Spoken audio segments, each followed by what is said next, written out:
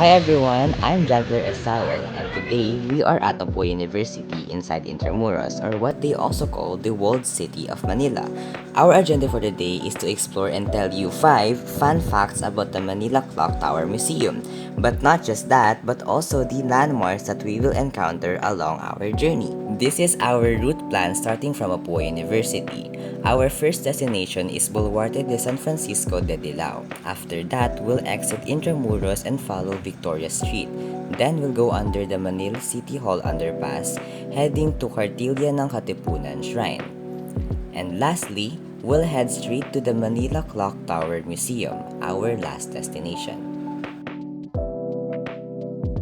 First up on our destination is literally right in front of Mapua, the Boluarte de San Francisco de Dilao.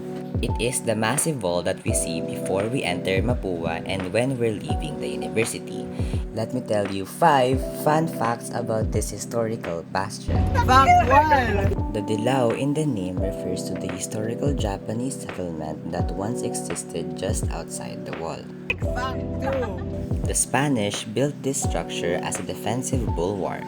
It was part of the original fortification of Intramuros, dating back to around 1592 or 1593. Fact 3! They aimed the cannons strategically. The position of the bulwarque allowed its artillery to cover the land area facing the Japanese enclave and the surrounding plains. Fact 4! It survived massive destruction. Like the rest of Intramuros, this bulwarque was severely damaged during the Battle of Manila in 1945, but it has since been restored by the Intramuros administration. Wow! Fact 5! The structure you see today is a snapshot of military engineering. Its stone walls and distinct architecture show the strategic defense planning of the Spanish colonial era. Next up on our destination is Cartilla ng Katipunan.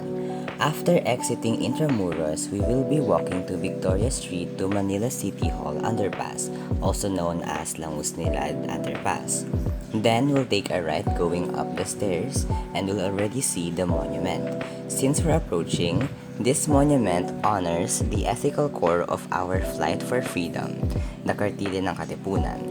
Let me tell you 5 fun facts about it. Fact 1! It has 2 names. The monument is formally known as the Bonifacio Shrine or the Heroes Park.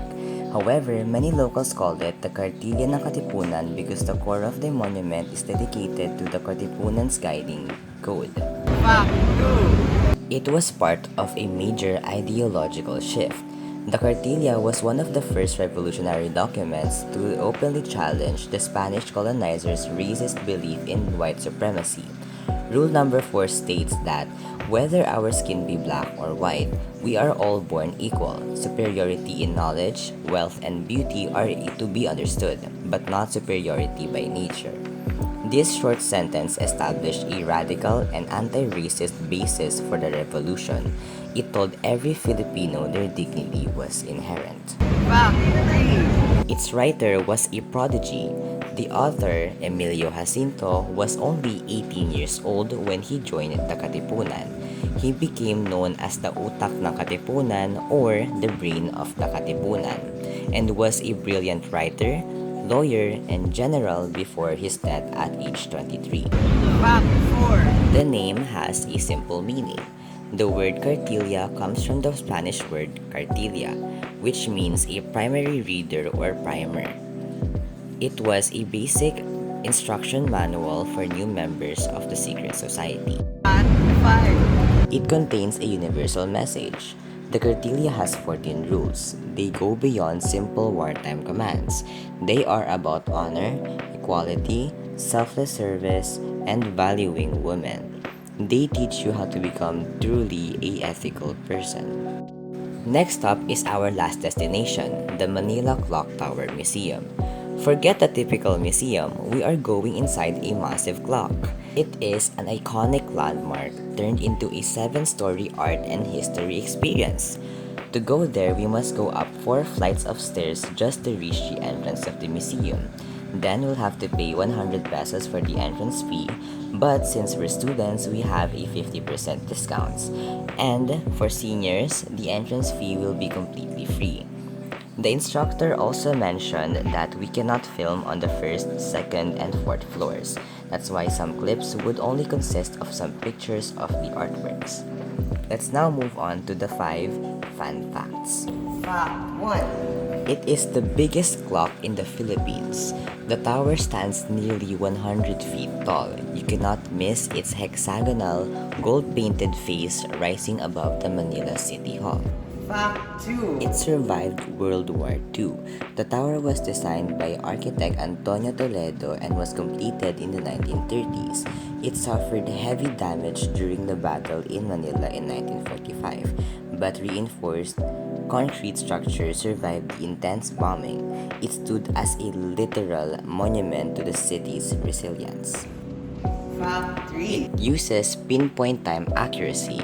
The clocks are not just for show, they are digitally synchronized with Pag-asa's Philippine Standard Time. This means that the time you see on the face is incredibly accurate.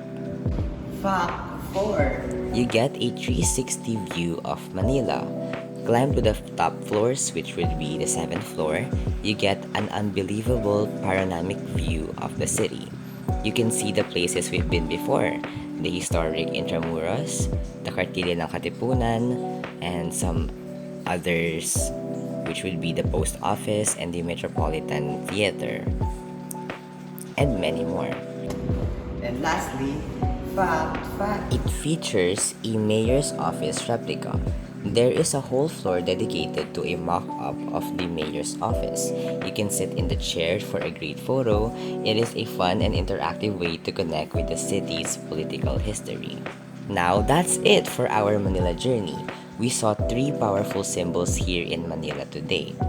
We started at the Boulevard de San Francisco de Dilao. It showed us the physical structures built to keep people out. We then moved on to the Kartilya ng Katipunan. This is not a physical place but a revolutionary code of honor. It gave us Filipinos the moral foundation to build a nation. It defines the values they fought for. Finally, we stood inside the Manila Clock Tower. This landmark is a survivor. It represents the city moving forward. It used to simply mark time. Now it is an art museum and a cultural beacon. Manila is a city built on resilience. You cannot appreciate the present without understanding the past struggle. These 3 sites showed us that struggle. They teach you that your history is your strength.